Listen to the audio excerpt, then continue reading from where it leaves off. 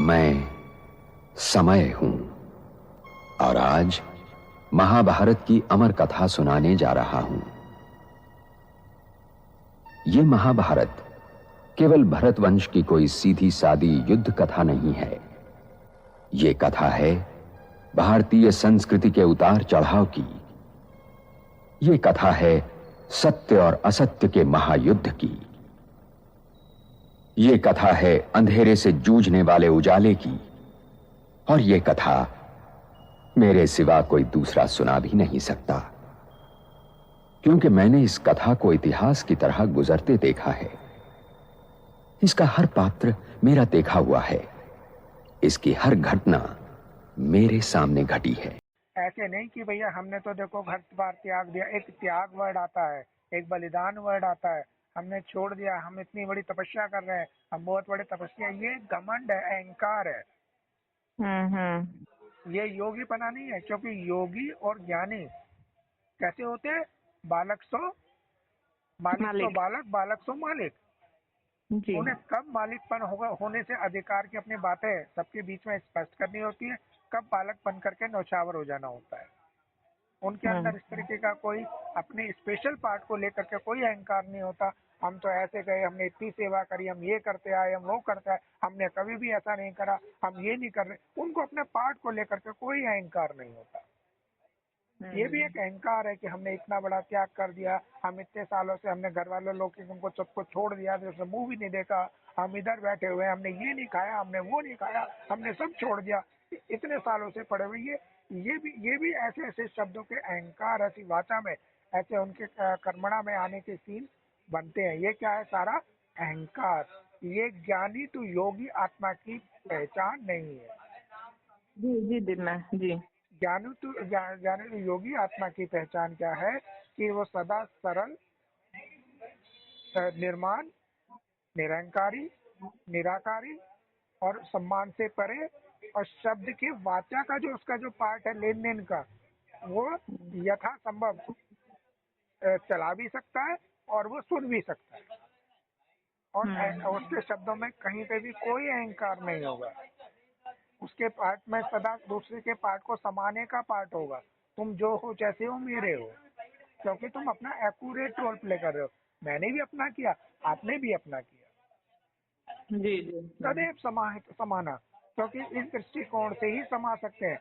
अगर ये दृष्टिकोण रहा, नहीं हम तो भैया बहुत बड़े तपस्वी हैं, हम तो बहुत बड़े ज्ञानी हैं, हम देखो ये घर गृहस्थ को छोड़ करके, कीचड़ को छोड़ करके बाहर बैठे हुए हैं, हम तो ऐसा करते हैं, वैसा है, ये तो ये हमने ऐसा किया, हमने उसके बाद ऐसा चलते रहे, हम वैसा चलते रहे, हमने इतनी इतनी दौड़ धूप करी, हमने इतनी सेवा करी, हर एक को समझाते रहे।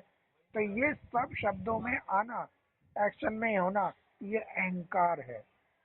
ये अहंकार की वो बेड़ियां हैं जो कि सुनहरी लगती हैं, सोने की लगती है, लेकिन सोने की लगती है, ईश्वरीय लगती हैं। ऐसे लगती है ये ईश्वरीय माया का एक वो रूप है जो कि उतारने का मन नहीं करता। नहीं, बहुत ऊंचे हम, बहुत बड़ी जंजीर है ये। लेकिन ये धीरे धीरे क्या होना है? मर्ज होना है। और ये मर्ज होकर के जब ज्ञानी टू आत्मा होते हैं, तो वो कैसे होते हैं? बिल्कुल सरल, शांचित हो जाते हैं। उनका स्वभाव, संस्कार निर्मल हो जाता है, कोमल हो जाता है, और सबके लिए समाने योग्य हो जाता है। उनकी जो कथनी होती है वो ऐसी होती है जो किसी को ये मतलब ये उनकी जो वाचा जो होती है, एक्शन होते हैं, वो चुपते नहीं है। जिस तरह से एग्जाम्पल आया था कि एकलव्य ने ऐसे तीर चलाए कि कुत्ते का मुंह तीरों से भर गया, लेकिन क्या हुआ? लहूलुहान नहीं हुआ। तो ज्ञानी इसका मतलब क्या? कुत्ते के मुंह तीर से भर गए, लहूलुहान नहीं हुआ, इसका क्या? इसका मतलब है कि ज्ञानी तो योगी जो आत्मा होती है, वो शब्दों से जवाब तो देते हैं, पार्ट तो क्लियर करते हैं, लेकिन सामने वाले को जो अभी तक उसकी जो समझ थी वो परिवर्तन हो जाती है। लेकिन वो आक्रामक, मतलब उसको लहूलुहान, मतलब कि उसको वो तिरछे चुभते नहीं है, उसको अच्छे लगते हैं। जिस तरीके से सूर्य की जब रोशनी निकलती है, उसकी चाहे कैसी भी गर्मी हो, वो ऐसी होती है कि सुबह की रोशनी की वो सबको अच्छी लगती चली जाती है। उसकी रोशनी, उसकी गर्माहट सबको गर्मी देती चली जाती है। हवा चलती है तो सबको बहुत अच्छी लगती चली जाती है। जब सर्दी होती है, आग की लपटें निकल रही होती है, एक अपने आग अपने जो है ना एक मध्यम रूप में होती है तो सबको कैसी लगती है, गर्माहट दे रही है, अच्छी लग रही है।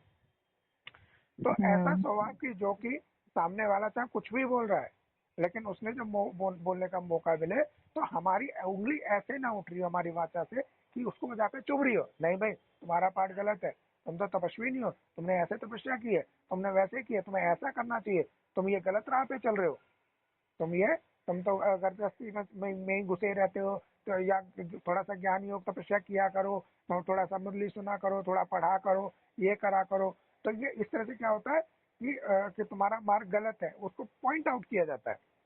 और दूसरे शब्दों में जो अपनी बढ़ाई की जाती है, हमने तो ये सब किया, ऐसे चेंज किया, ऐसे कर रहे हैं, मैं ऐसे किया, हमारा तो ऐसे ही चलता रहा, पूरा आजीवन हमने ये सब किया, इतना अच्छा करते हैं, हमारे पार्ट में तो कभी ऐसा नहीं हुआ।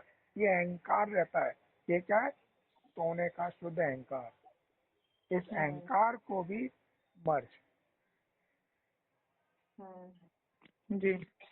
तो धीरे धीरे पाठ अनुसार यही चीज होती हुई देखी जा रही है कि अपने मनसा वाचा कर्मणा निराकारी निर्विकारी निरंकारी ऐसे शब्दों का, ऐसे एक्शन का होने के सीन बनेंगे कि जो कि सामने वाले को क्या लगेंगे, वो उसको लगेगा कि आईना तो मिल रहा है लेकिन चुभ नहीं रहा, दर्शन करा रहा है बस, कि हम थे ऐसे रोल थे हमारे लेकिन एक्यूरेट थे।